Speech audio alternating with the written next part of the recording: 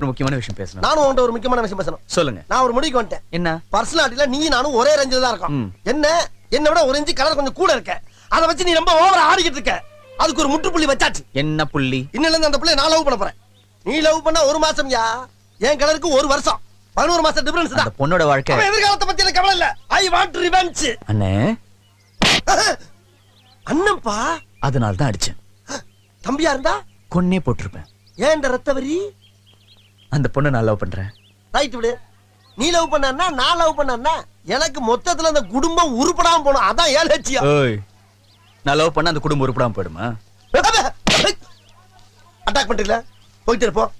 ஏன் எவ்வளவு அடிச்சாலும் சொரணலமா நிக்கிறீங்க? தம்பி போங்க தம்பி. ஊருக்குள்ள போய் காட்டு பாருங்க. நாங்க அடி வாங்காத ஏரியாவே கிடையாது.